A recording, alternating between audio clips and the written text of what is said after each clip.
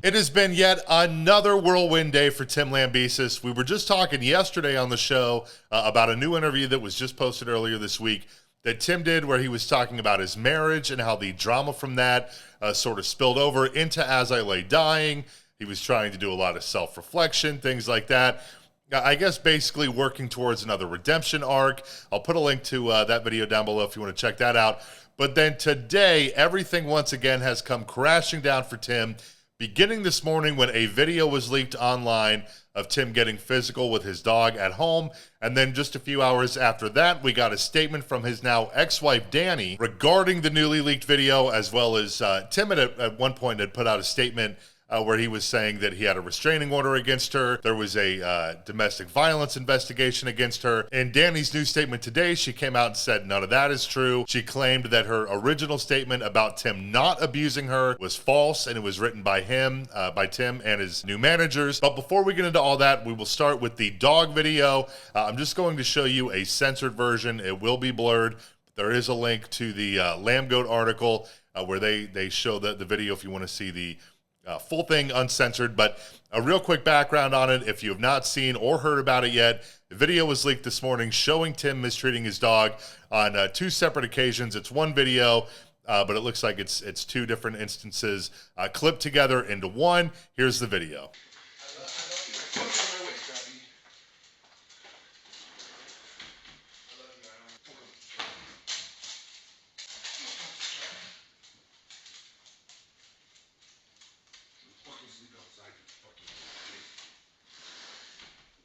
So that first clip of the video where he walks by and he kicks the dog, you know, there's some people online saying that he just tapped it with his foot, which, I mean, look, if it was a tap, you probably wouldn't hear his foot connect with the dog as you clearly do in the video. So, you know, calling bullshit on that. And the second one where he, you know, he spanks the dog and then flexes towards it like a tough guy. Then he lets the dog go outside. You know, there's a lot of people saying on the metalcore subreddit, this is not animal abuse. This video is a whole lot of nothing. You know, this video is a reach in terms of showing Tim as an abuser. But then someone else in that metalcore subreddit pointed out, you know, what if he was doing these things to his wife or now ex-wife or whatever, or any human for that matter, or even to an animal? It's ridiculous. It's unnecessary.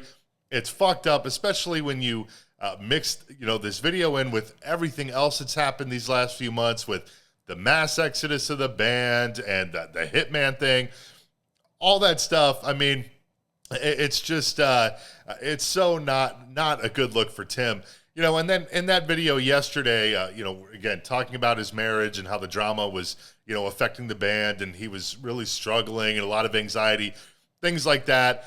You know, they're again, just like any of the statements that he's put out where he's addressed any of the drama these last few months, there's really, at least in my mind, and it seems like there's a lot of other people too that agree, there's just not really a lot of substance to it. And throughout this entire Tim Lambesis saga, and this is a lengthy one now, you know, this saga's been going on for a while, but I've tried to remain as neutral as possible because, you know, why do you need yet another person, me, expressing their feelings when my feelings are essentially that of almost everyone else's, you know? And it's always shocked me how Tim, you know, was just sort of magically welcomed back with open arms after his release from prison when he attempted to hire a hitman to kill his then wife.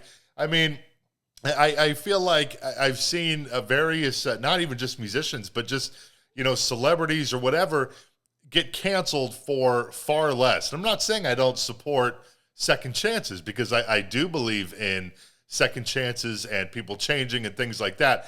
However, it does shock me that people, you know, just, I don't know, there's some people are just so relaxed about the whole Hitman thing. It is a little baffling. But then, you know, he gets out of prison. He reforms the band with the same lineup that was there when he was incarcerated. That would be Tim, Phil Segrasso, Jordan Mancino, Nick Hippa, and Josh Gilbert. I believe Nick Hippa was the first to leave after the band reformed, and then followed by Josh Gilbert and Jordan Mancino.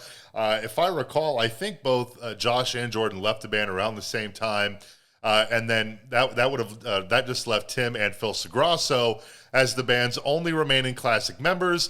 So then you got Ken Susi, Nick Pierce, and Ryan Neff all come in, and then of course this past fall, the whole thing just comes down. Ryan was first, Ken and Nick followed. They both left at the same time. And then Phil was the last to go, leaving only Tim. And most of the statements from those guys all said very similar things, personal morals being tested, self-integrity or whatever, things like that. They pretty much just all echoed each other, and especially with this, recent mass exodus, between the classic members leaving and then the newer lineup and Phil leaving just recently. I mean, I think it made it pretty clear that some serious shit must have been going on behind the scenes within As I Lay Dying. And then to top the whole thing off, the drummer in Austrian Death Machine, Tim's other band, Brandon Short, he quit the band, and As I Lay Dying's tour manager quit. And that's just the band side of all of this drama. Like I mentioned, it was rumored at the time when all of that was happening a few months ago, it was rumored that Tim was abusing his wife, Dany. She put out a statement at that time saying that that was not true.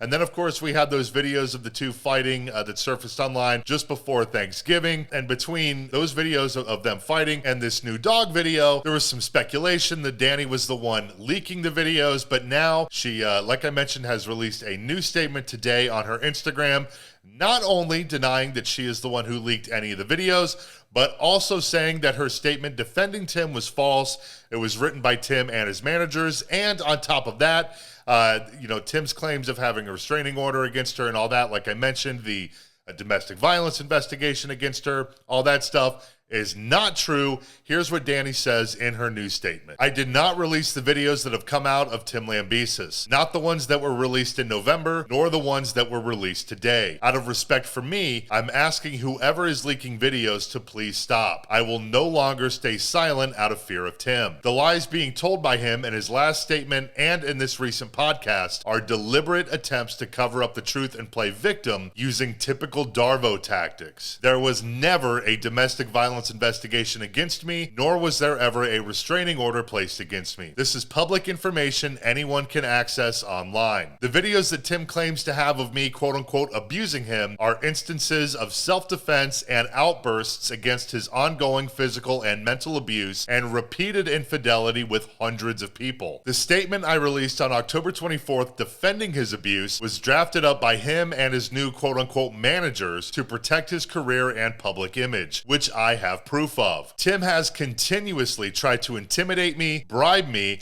and beg me to sign an NDA in our marriage settlement stating that I will never publicly talk about him so that the truth will be buried when our divorce is finalized, which are all recorded conversations. I also have a recorded phone call from Tim a week ago rationalizing and explaining why he thinks we should get back together. I refuse to let dishonesty overshadow the pain and trauma I have endured any longer. Not just to me, but to others close to this as well. This isn't just about me anymore. There is Tim's version of why his ex-bandmates left As I Lay Dying, and then there is the truth. There is no quote-unquote irony behind the timing of the dissolution of As I Lay Dying and our marriage. Towards the end of our relationship, Tim told me, quote, in psychology, when someone hears a story of abuse in a relationship from one person, they are more likely to believe that person's version because they were the first to tell the story, end quote. At the time, I didn't fully understand what he meant, but it is very clear to me now. The abusive, cheating narcissist will try to destroy your life and your name with lies before you can shine light on the truth. I am done being silent. Someone then commented on her post asking that, if she wasn't the one who leaked those videos, then who did, which,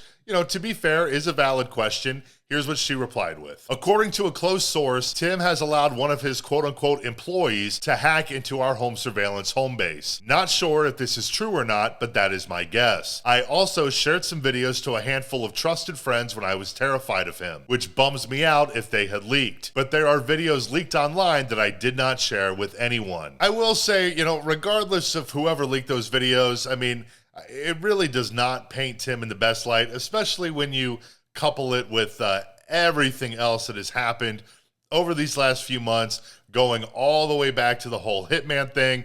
And, it is baffling to me that Tim is still trying to carry on with the band. We've talked many times about it, including in that video yesterday, kind of recapping that podcast that he did about how he intends to carry on with As I Lay Dying.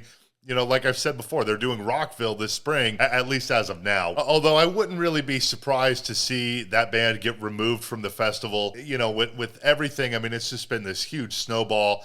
It's not been a good few months, and it really just keeps on getting worse with every move he makes. I mean, it's just getting worse and worse and more out of hand, and all of this negative press today. So I don't know. At this point, I think it's really just time to move on from the band, get help, stop worrying about As I Lay Dying.